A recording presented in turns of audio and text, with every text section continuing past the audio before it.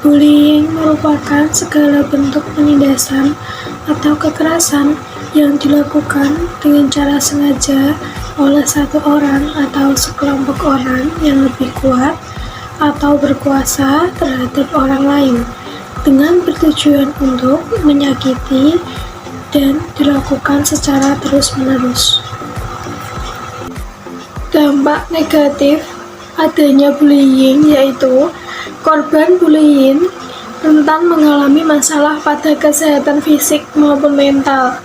Bullying pada anak bisa memicu perasaan rendah diri, depresi, cemas, serta kesulitan tidur dengan nyenyak. Kondisi ini juga dapat menyebabkan anak memiliki keinginan untuk menyakiti diri sendiri. Ternyata bullying juga mempunyai dampak positifnya, yaitu korban bullying merasa dirinya terdorong untuk menjadi lebih kuat dari sebelumnya setelah mengalami tindak bullying tersebut. Selamat menyaksikan contoh video ini ya teman-teman.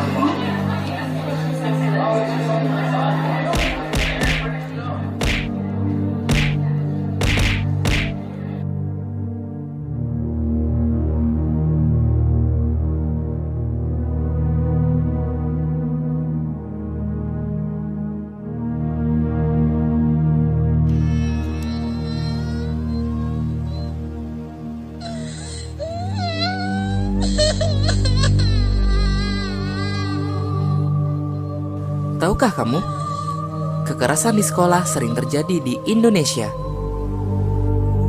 Dari tahun 2013 hingga 2014, jumlah kekerasan di sekolah naik sampai dengan 16% yang dilakukan anak usia di bawah 14 tahun. Dan itu dilakukan di sekolah. Hampir setiap sekolah yang ada di Indonesia pasti terdapat kasus kekerasan di sekolah. Dari tingkat universitas, menurun ke SMA, lalu SMP, bahkan sampai ke SD. Bagaimana caranya? Biasanya, kekerasan dilakukan dengan banyak hal, seperti secara verbal, secara fisik, secara rasional, dan elektronik. Sebagai contoh, bila ada anak yang terlihat gendut atau berbadan besar, biasanya orang di sekitarnya akan mengata-ngatainya dengan berkataan yang tidak enak. Ada pula mereka yang merasa asik iseng dan membuat si anak culun menjadi bahan lelucon.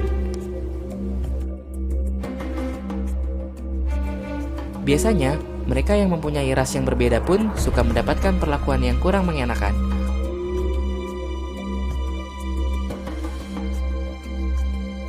Zaman pun berubah. Kekerasan ini pun bisa dilakukan melalui media elektronik atau biasa kita sebut media sosial. Tahukah kamu apa dampak dari perbuatan itu? Bagi yang melihat, tentu saja akan berdampak pada dampak mental. Dia akan merasa takut dan merasa tidak nyaman.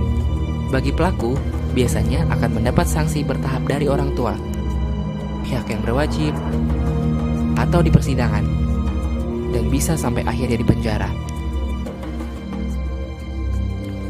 Sebagai korban akan berdampak seperti sering absen dan bolos sekolah, mudah emosi atau labil, sering terlihat ada luka dan memar, atau yang lebih parah, bunuh diri.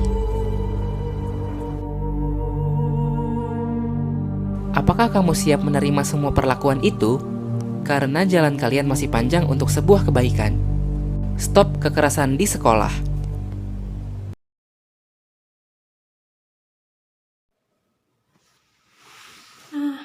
Setelah menonton video tadi, muncullah sebuah kata-kata motivasi, yaitu pada saat mengalami luka batin emosional yang terus-menerus, saya tawar dengan bentuk kemarahan. Api kemarahan, kecewa, rasa terhina, itu saya ubah menjadi sebuah energi untuk saya buktikan bahwa saya tidak seperti yang mereka bayangkan. Jangan takut menjadi seseorang yang berbeda atau menyuarakan pikiranmu, karena itulah yang membedakanmu dari orang lain.